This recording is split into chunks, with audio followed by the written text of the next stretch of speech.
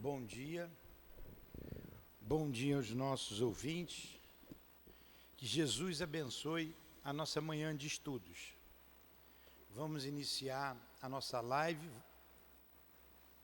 estudando o Evangelho. Hoje o estudo é do Evangelho,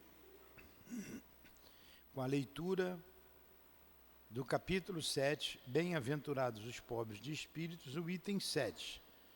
Mas nós paramos no item 12. Eu vou apenas ler aqui os 7, fazer a prece e a gente vai para o 12.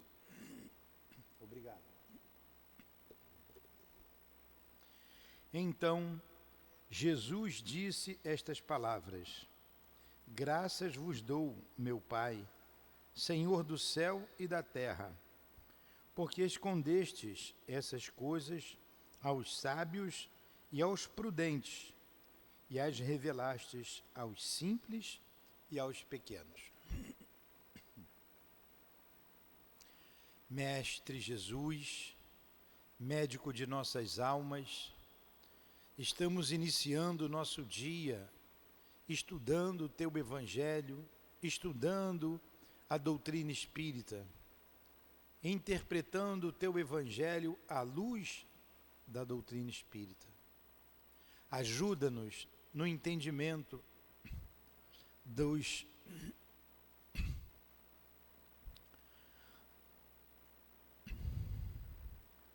que será estudado.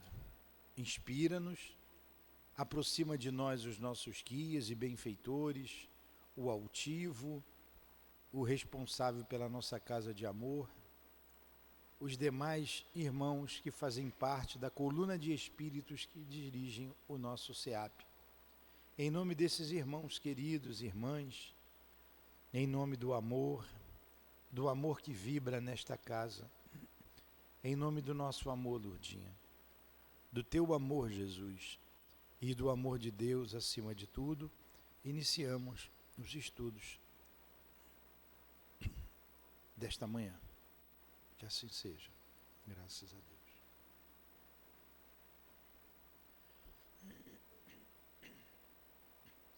Vocês desculpem aqui na garganta. Vai melhorar.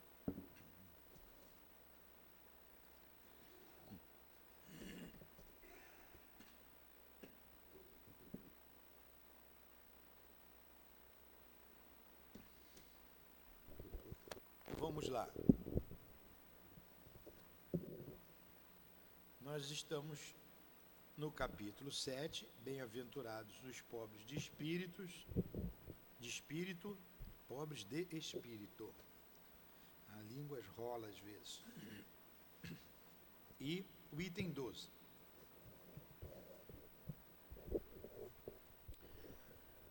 Homens, por que vos lamentais das calamidades que vós mesmos acumulastes sobre vossas cabeças? Desprezastes a santa e divina moral do Cristo. Portanto, não fiqueis admirados de que a taça da maldade e da injustiça haja transbordado por toda parte. Então ele está dizendo que as dores do mundo, elas existem por nossa própria culpa. Deus está querendo que o homem faça guerra, por exemplo. Quantas guerras no mundo hoje? Quanta luta entre as classes sociais, quanta insatisfação. Em vez de trabalhar para o bem comum, o egoísmo faz com que cada um queira defender primeiro o seu lado. Então por que a gente vai se lamentar disso? O oprimido de hoje foi o opressor de ontem. Ah, mas eu só sofro a consequência daquilo que a gente fez. O opressor de hoje será o oprimido amanhã, é a lei. Até a gente aprender a lei de amor. Até a gente aprender a amar o próximo como a nós mesmos. Olha o que ele está dizendo aqui, vamos ler de novo devagar. Homens, por que vos lamentais das calamidades que vós mesmos acumulastes sobre vossas cabeças? Desprezastes a santa e divina moral do Cristo. Portanto, não fiqueis admirados de que a taça da maldade e da injustiça haja transbordado por toda parte.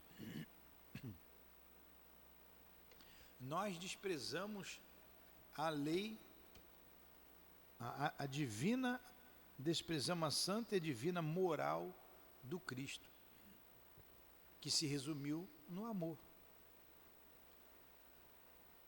Amai-vos uns aos outros como eu vos amei.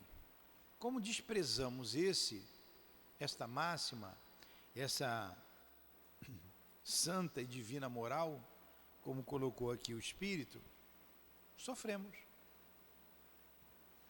Sofremos exatamente o que fizemos sofrer.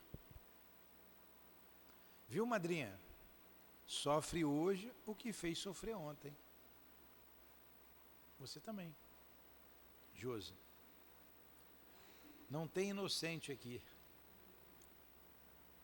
Bem claro, né? Querem falar alguma coisa?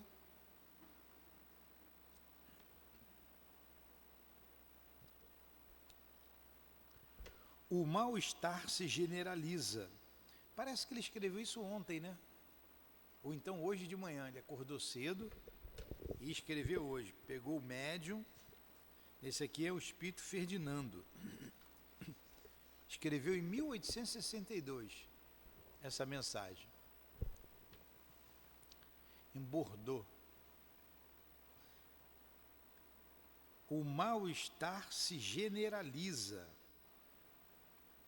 A quem se deve isso, senão a vós mesmos, que procurais incessantemente destruir-vos uns aos outros? E não é isso?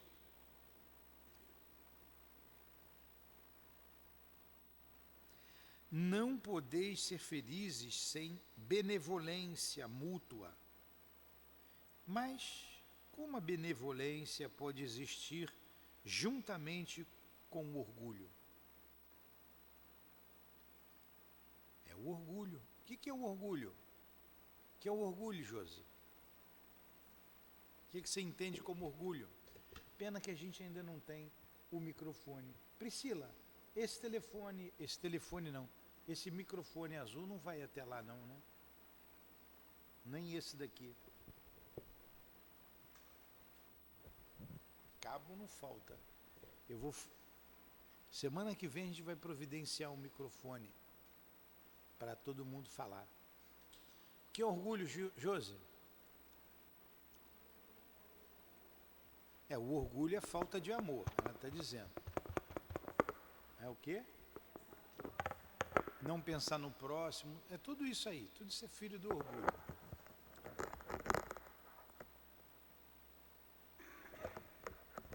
Fala alto. Para mim é não ter amor, não pensar no próximo. Madrinha, o que é orgulho, madrinha? Para mim é a mesma coisa, só Milton. A mesma coisa, uma colou da outra. O que é o orgulho para você? Bom, eu vejo o orgulho como uma falta de simplicidade. Falta de simplicidade. Vocês estão vendo como é tudo isso, mas como é difícil a gente falar orgulho, orgulho, a pessoa não entende realmente o que significa a palavra. O orgulho é um sentimento superior que você faz de você. Você se julga superior a tudo e a todo mundo. Isso que é orgulho. Qualquer que seja o vício, qualquer que seja o mal, ele procede do orgulho. Ele procede do orgulho. O orgulho é o pai de todos os males, de todos os vícios. Nós estudamos isso aqui semana passada. Por exemplo, ciúmes. A pessoa ciumenta. Ela é ciumenta. Eu tenho ciúme da Priscila. porque eu acho que a Priscila me pertence, ela é minha. Então ela não pode falar com você. Eu sou mais importante do que você. Então eu não quero a Priscila falando com ninguém. O que é isso, senão está fazendo um julgamento superior da minha personalidade? Orgulho faz isso. Você tem que trabalhar para mim, explorar um empregado. Explora. É um sentimento superior que eu estou fazendo, tem que trabalhar. Se eu estou pagando, ele tem que trabalhar. Eu estou explorando isso. Porque aqui sou eu que mando, sou eu que pago. Olha o orgulho aí. Aonde você buscar, há um sentimento de superioridade daquele que tem esse péssimo defeito, o orgulho. O orgulho e o egoísmo se casaram e deram os filhotinhos. Tudo quanto é de mal que existe na face da terra é o amor entre o egoísmo, amor não, entre o orgulho e o egoísmo não tem amor, né? São filhotes deles dois. E todas as virtudes são filhas do amor. Tudo é filho do amor. Aí ele está dizendo, né? Esse sentimento superior que a gente faz da gente, né, aqui a gente não atura ninguém, a falta de perdão, eu orgulho, por que eu vou perdoar? Mas eu quero que as pessoas me perdoem, mas eu não perdoo. Orgulho, porque eu me sinto superior a ela, eu me sinto superior a todo mundo. Então, o mal-estar se generaliza. A quem isso se deve, senão a vós mesmos, que procurais incessantemente destruir-vos uns aos outros? Não podeis ser felizes sem benevolência mútua. Mas como a benevolência pode existir juntamente com o orgulho? O orgulho, eis a fonte de todos os males. Dedicai-vos, pois, a destruí-lo, se não quereis que as suas funestas consequências se perpetuem. Só existe um meio que vos oferece essa oportunidade, mas ele é infalível. Tomai a lei do Cristo, lei que haveis repelido ou falseado na sua interpretação, como regra invariável de vossa conduta. Então, o Espírito Ferdinando está dizendo para a gente, está dando um caminho. Você quer acabar com o orgulho em você?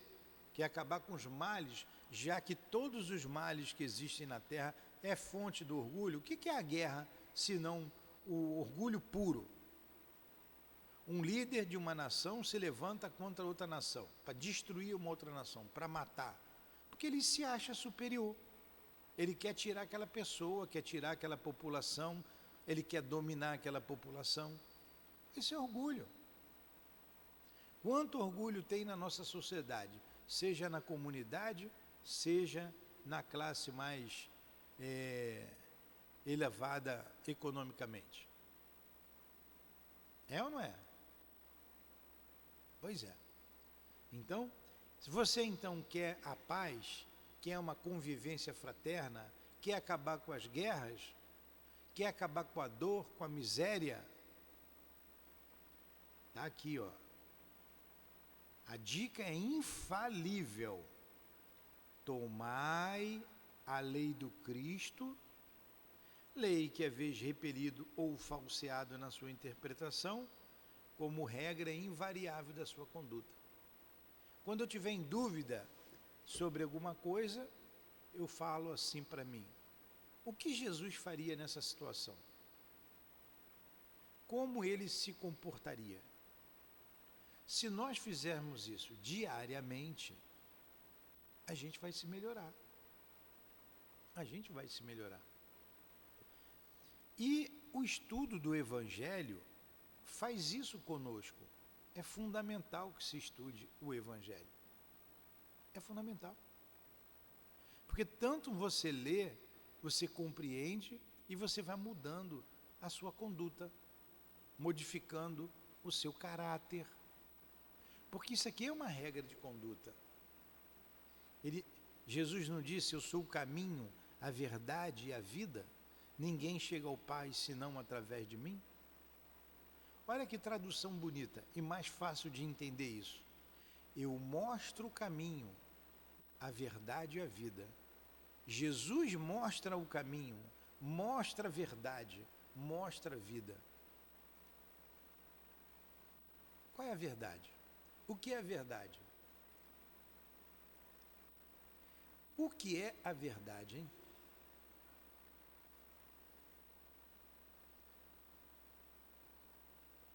Ficaram calados, igual Jesus ficou quando Pôncio Pilatos perguntou para ele o que era a verdade? Pilatos perguntou para Jesus o que é a verdade. Jesus ficou quieto. Aí Pilatos falou para ele assim: você não sabe, você não vai me responder? Você não sabe que eu tenho direito sobre a sua vida e a sua morte? Aí Jesus diz assim: ó, você não teria esse poder se Deus não tivesse te dado. E se cala e não responde para ele. Por que Jesus não responde? Porque ele não ia entender nada. Não ia entender nada. Ah, ele falou. Deixar ele descobrir. A verdade, nós estamos com a verdade? Não, a verdade está com Deus. A verdade, ela está com o Criador. Ele sabe tudo, ele é o dono da verdade. E só tem uma maneira de você chegar à verdade. É reencarnando, reencarnando e se desenvolvendo até chegar a se aproximar do Pai, o máximo que puder. Esse é o objetivo da vida. Então a gente pode dizer que para nós a verdade é a imortalidade da alma, nós somos imortais. E daí tudo tem uma consequência. Né? O caminho é o caminho da caridade. A caridade é um amor em movimento. Né? O caminho. Podemos dizer que a vida é esse espírito imortal. E através do trabalho que a gente chega lá. Então, com o amor, com o trabalho, vendo-nos como espírito imortal, imortais que somos, aí está o caminho, a verdade e a vida. Se nós pautarmos nossa vida na lei de amor, amarmos uns aos outros como Jesus nos amou, a gente se liberta disso, dessas dores. E por que não fazemos? Se a gente já sabe, na verdade eu estou falando que você já sabe. Por que a gente não faz isso? Não trata o próximo como a nós, não trata o filho do vizinho igual eu trato o meu filho. Jesus distinguiu o amor de um, de outro, ele amou a todo mundo. A gente não faz por causa do orgulho, por causa do egoísmo. Mas a gente sabe que para Deus todos somos iguais. Por que a gente não pode olhar um para o outro como igual? Por que eu ainda tenho que diferenciar o outro pela sua posição social? A gente escancara a porta aí, como está no Evangelho, para um rico debochado, mas tranca a porta para um pobre faminto. Não é assim que acontece normalmente? Graças a Deus, na nossa casa, a porta está aberta para todo mundo, né? O que não falta aqui é pobre faminto. Aí vamos continuar aqui. Por que tendes em tão grande estima o que brilha e encanta os olhos, em lugar do que vos toca o coração? São as ilusões da vida, né? Por que a gente vai sempre em busca da ilusão? Por que o vício na opulência? A opulência é a riqueza, é quando você tem muito. Por que o vício na opulência é objeto das vossas adulações? Enquanto que só tendes um olhar de desdém para o verdadeiro mérito que se oculta na obscuridade. Olha, vou ler devagar para vocês entenderem as palavras. Porque o vício na opulência, quando a gente está bem, está com tudo, a gente dedica-se, vai ter os prazeres do mundo, se dedica ao vício, Quanto vício tem na opulência? Quantos jovens a gente vê aqui embriagados, drogados, e a gente vê que tem uma certa posição social pelo carro que possuem, que estacionam aqui na frente, essa casa de festas que tem aqui na frente, que eu não vou dizer o que é. É o vício na opulência. Por quê? Isso aí tem consequência. Suicídio, isso tem consequência, aí vem a dor. Por quê? Isso é o objeto das nossas adulações. O que é adular? Adular é você acariciar, não é? Adular, você bajular. Você adula isso, você bajula, você acaricia. Você quer o vício quando você está bem. Por quê? Enquanto que só tendes um olhar de desdém no verdadeiro mérito que se oculta na obscuridade. O que é o mérito? O mérito é o esforço que você faz para conquistar determinada virtude, ou seja lá o que for. O mérito. Por que um campeão olímpico ele ganha uma medalha? Ele ganhou uma medalha, mérito seu, ele treinou. O dia todo, ele treina de manhã, de tarde e à noite, ele faz um esforço. Fazendo o esforço, ele tem um mérito. O mérito está no esforço que você faz. Você está entendendo, madrinha? Mérito é esforço. Você se acabou para dar uma escola para os seus filhos. Seus filhos estudaram, se formaram. Mérito seu. Eles tiveram o mérito de estudar e você o mérito de se esforçar, trabalhar, fazer as suas faxinas aí para a criança lá ter a escola boa. O mérito é esforço. Quando a gente tem a virtude sem esforço, aí é conquista. Aí é conquista. Então essa é uma palavra que a gente precisa entender, que é muito usada aqui no livro no Evangelho e no livro dos Espíritos. Quer ver? Vocês vão entender. Jesus tinha mérito ou tinha virtude? Jesus tinha mérito ou tinha virtude? Desculpem. Jesus tinha mérito ou tinha conquista? Jesus fazia esforço para fazer o bem? Então ele tinha conquista. O mérito está no esforço que você faz. Uma vez você não tendo mais esforço, é conquista.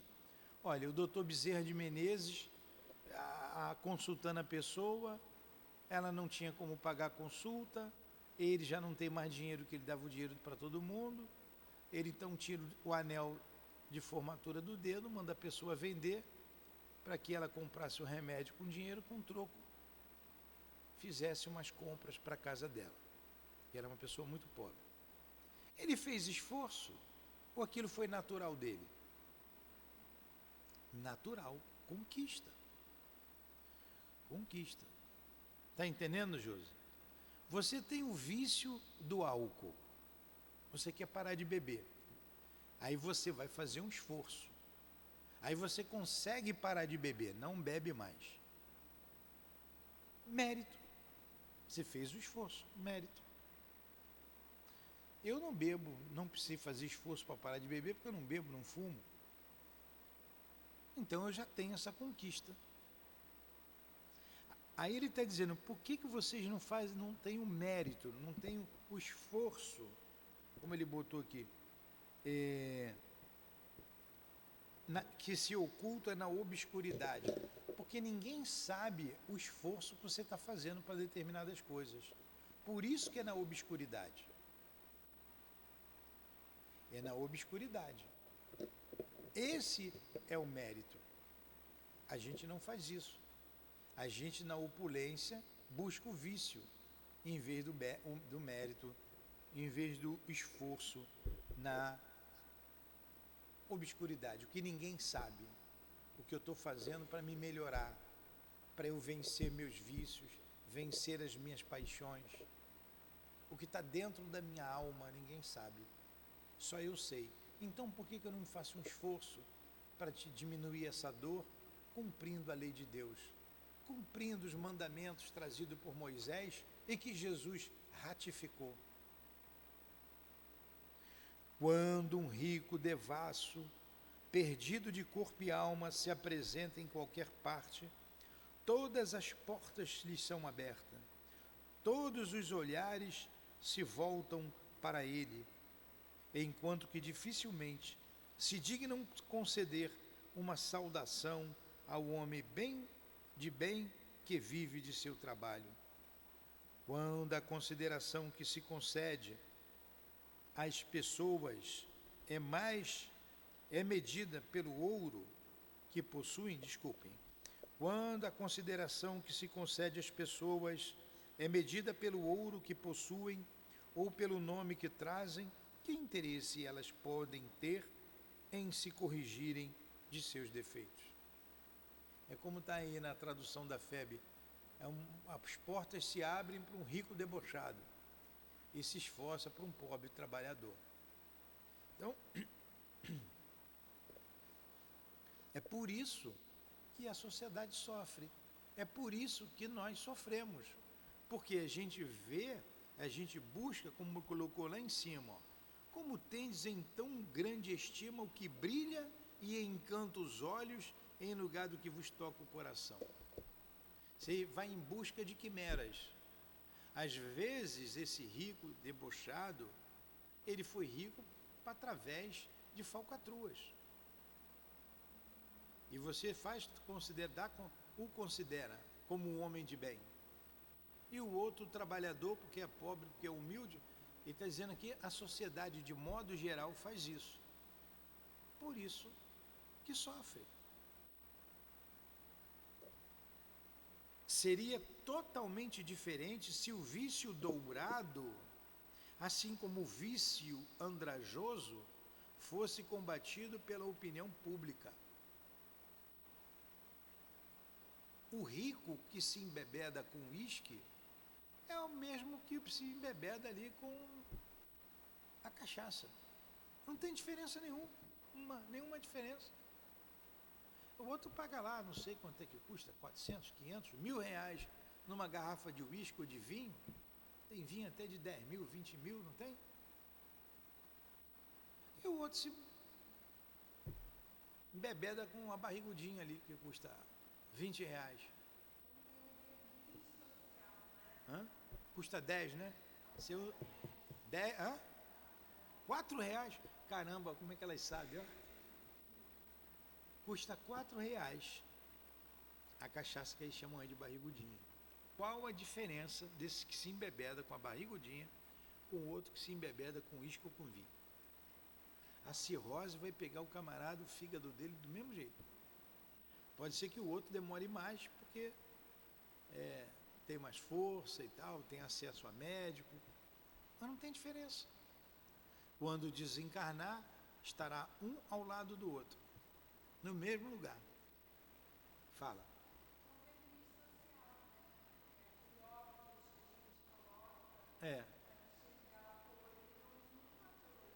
Pois é isso que ele está dizendo aqui.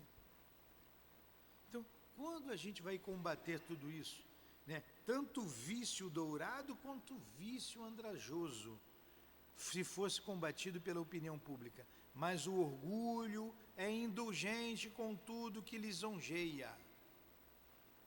O que é lisonjear? É agradar. É agradar. O orgulho é indulgente com tudo que lisonjeia. Quer ver uma coisa? Vocês que moram ali na comunidade. Tem uma loja lá que vende de tudo, não tem? Aqui fora custa 100, lá custa 30, não é isso? Não é? A carne custa... Quanto é que está um quilo de carne aí? Uma alcatra. Quanto é que custa o quilo de alcatra? 30? 40 reais? Lá custa 10. Não é assim? Madrinha? O iogurte custa 16, 15 no mercado. Ah, custa 8, 6, 5. Tem alguma coisa errada, não tem? O pessoal sabe de onde vem aquilo ali.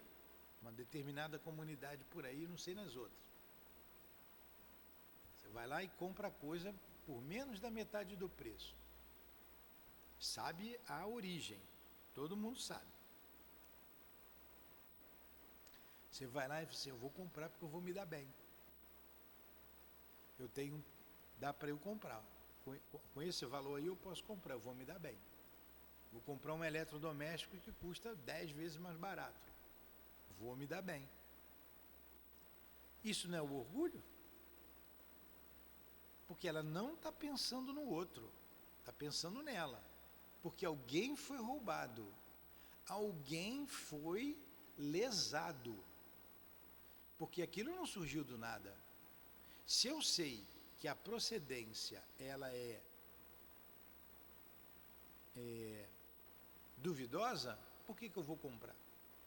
Por que eu vou comprar um celular que custa 1.000 na loja por 200 ali? Tem alguma coisa errada. Alguém foi lesado. Mas não me importa o outro que foi lesado, que foi roubado. Isso é problema dele. Eu quero é me dar bem. Primeiro eu. Olha o orgulho aí. Não é isso? É exatamente isso que ele está dizendo. Ó. Mas o orgulho é indulgente. O que é ser indulgente? A indulgência é o perdão. Quer desligar? Pede para ela, Priscila, desliga ali, pode desligar os dois centrais. A indulgência é o perdão. Por que eu vou perdoar? Ó, o orgulho é indulgente com tudo que lisonjeia. Isso me lisonjeia. Isso me agrada. Eu comprar um celular de R$2.000, comprar por R$300. Tem ou não tem ali? Não tem? Isso me agrada. Século de cupidez e de dinheiro, dizeis. A cupidez. O que é a cupidez? É o apego, não é? A pondurice, o apego. Século de cupidez e de dinheiro, dizeis. O dinheiro é tudo. Sem dúvida, mas por que deixastes as necessidades materiais se sobreporem ao bom senso e à razão? Porque cada um quer se elevar acima do seu semelhante. Hoje a sociedade sofre as consequências desse fato. Vocês estão entendendo? Estou mais preocupado com elas ali, que eu sei que você está entendendo. Vocês estão me entendendo? O dinheiro vale tudo. Por que eu estou deixando isso acontecer? Por que eu comprar ali o celular que custa 2.000 por 300? Por quê? Olha, se eu estou deixando, deixaste as necessidades materiais se sobreporem ao bom senso e à razão. A minha necessidade de ter o celular, eu estou falando do celular que todo mundo tem um hoje, está fazendo com que se sobreponha ao bom senso e à razão. Esse celular pode estar manchado de sangue. E nós sabemos disso.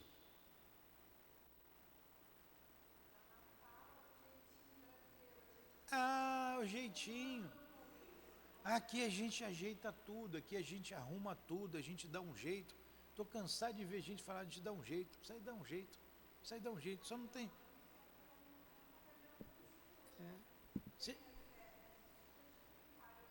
Todo mundo.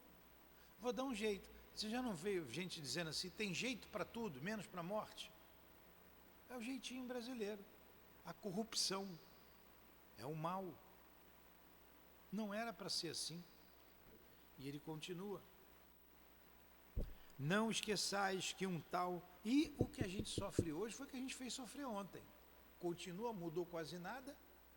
Continua na mesma. Ontem a gente vendia, hoje a gente compra. Não mudou quase nada. Se você não deixar a lei do Cristo, como ele colocou anteriormente, conduzir a sua vida, a lei de amor, você não vai sair dessa esparrela. Vai ficar amassando barro. Vai e volta, vai e volta, morre, renasce, reencarna, morre, reencarna e não sai do lugar. É igual a massa barro. Já viu a massa barro? Pisa no barro, o barro, pisa no barro, o barro, para um lado e para o outro. E o André Luiz diz que a maioria segue nessa direção há milênios. Vai e volta, vai e volta. Vives como se nunca fosse morrer, depois morre como se nunca tivesse vivido e não sai do lugar. Muda a posição social. Hoje eu sou rico, eu exploro, amanhã eu sou pobre, sou explorado, sou um pobre revoltado, sou um rico debochado, vou e volto e não saio. Porque não é o exterior, não é a roupa bonita, é o interior, é a alma, é o coração que tem que mudar.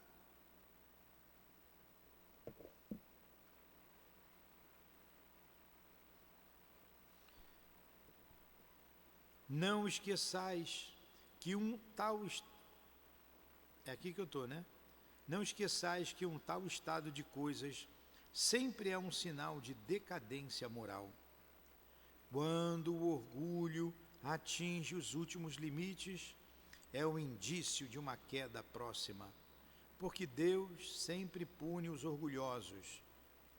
Se, às vezes, os deixa subir, é para lhes dar tempo para refletir e para se emendarem sob os golpes que, de tempos em tempos, ele desfere em seu orgulho para diverti-los. Mas em lugar de se humilharem, eles se revoltam. Então, quando chegam a um certo limite, ele os derruba completamente, e sua queda é tanto mais terrível quanto mais alto tenham se elevado. Um dia a casa cai, como a gente diz. É isso que ele está dizendo aqui. Deixa o orgulho atingir o limite máximo, para depois a gente cair. Quem está dizendo isso aqui, eu colei a página, não é o Ferdinando. O Ferdinando vai para outra. A missão do homem inteligente na Terra. Essa mensagem é de Adolfo, bispo de Alger. É de Adolfo, bispo de Alger. Desculpem eu ter falado erradamente o nome do espírito que assinou a mensagem. Mas isso não importa. O Ferdinando não ficou orgulhoso e nem o Adolfo não ficou triste, revoltado. Ambos são espíritos bons, né? Pobre raça humana, cujo egoísmo corrompeu todos os caminhos. Apesar de tudo, recupera a coragem. Em sua misericórdia infinita, Deus envia um poderoso remédio para teus males, um socorro inesperado para a tua aflição. Abre os olhos para a luz. Eis as almas daqueles que não vivem mais na terra e que vêm te lembrar os teus verdadeiros deveres. Eles te dirão com a autoridade da experiência quanto as vaidades e as grandezas da vossa passageira existência são insignificantes diante da eternidade. Tudo passa, tudo passa. Eles te dirão que lá o maior será aquele que foi o mais humilde entre os pequenos da terra, que aquele que mais amou seus semelhantes é também o que será o mais amado no céu, que os poderosos da terra, se tiverem abusado da sua autoridade, serão reduzidos a obedecer aos seus servidores, que a caridade e a humildade, enfim, essas duas irmãs que andam sempre de mão dadas, são os meios mais eficazes para se obter graça diante do Eterno. Adolfo, bispo de Alger, Marmande, 1862. Então, nesse pedaço que eu li aqui direto, ele está dizendo que a caridade e a humildade é o caminho. Para a gente isso basta como verdade, para nos libertar do egoísmo, para nos libertar do orgulho. Um é o filho do outro, para nos libertar do orgulho. E que no mundo espiritual, a nossa verdadeira pátria, o maior pode ser o menor, e o menor pode ser o maior. Vide a rainha de França, lá no capítulo 2. Poderosa, bela, rica. Rainha era eu entre os homens. Rainha, eu pensei de entrar no reino dos céus. Não é isso que ela diz? Que desilusão, quando vi acima, mas bem acima de mim, seres que eu considerava insignificantes, porque não tinham sangue nobre. Aí ela fala que para se conquistar um lugar no reino dos céus, é necessário a humildade, a caridade, a abnegação. Ela coloca. Não são as riquezas que se buscam com tanta avidez aqui sobre a terra. Então, aí no final, ela já num sentimento de humildade, porque deve ter sofrido muito por causa do seu orgulho, ela diz assim: orem por nós, pois a prece aproxima o homem do Altíssimo. Não se esqueçam, uma rainha de França. Orem por aqueles que não alcançaram o reino dos céus. É assim que ela fala. Orem por aqueles que não alcançaram o reino dos céus. A prece aproxima o homem do Altíssimo. Não esqueçam, uma rainha de França. Aí ela pede prece por ela. Aí é um sinal de humildade. Ela viu que a riqueza, o poder, a glória, a beleza não levaram a nada. Tudo ficou na terra, tudo passa. O que a gente leva, o que está na nossa alma, a inteligência, os sentimentos, a nossa coragem, a nossa vontade, ou os nossos defeitos, o que é da alma, não o que é do corpo. O que é exterior, se a gente valorizar demais, o orgulho aparece e em seguida vem as dores.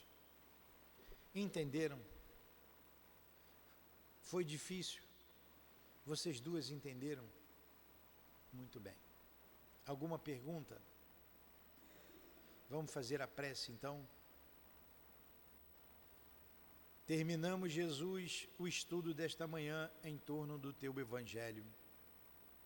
Ajuda-nos, lembrando-nos no decorrer do dia, os sinais de orgulho que poderá aparecer em nossas palavras, em nossos olhares, em nossos pensamentos e até em nossos gestos, para que, lembrando da lição estudada, possamos frear antes de concretizar aquilo que imaginamos. Mas se por acaso, Senhor, cairmos com o nosso orgulho, ajuda-nos a nos levantar. Dá-nos coragem para que num ato de humildade possamos pedir perdão, pedir desculpas àqueles que ofendemos sem pensar. Possamos ser criaturas melhores a cada dia, pensando sempre em Ti, Senhor, rogando que nos conduza na estrada da vida. Obrigado por tudo. Envolva a nossa casa de amor, envolva cada um de nós que estudou contigo esta manhã, os lares que à distância nos ouvem, recebam a paz, a Tua paz, o amor que vibra nesta casa. Rogamos pelos nossos entes amados, queridos, encarnados e desencarnados, que o Teu amor envolva todos. Em nome, então, do altivo e da direção espiritual do SEAP, em nome do amor, em nome do nosso amor, Lourdinha, do Teu amor, Jesus, do amor de Deus, nosso Pai, acima de tudo, é que damos por encerrado os estudos em torno do Evangelho segundo o Espiritismo da manhã de hoje. Que assim seja, graças a Deus.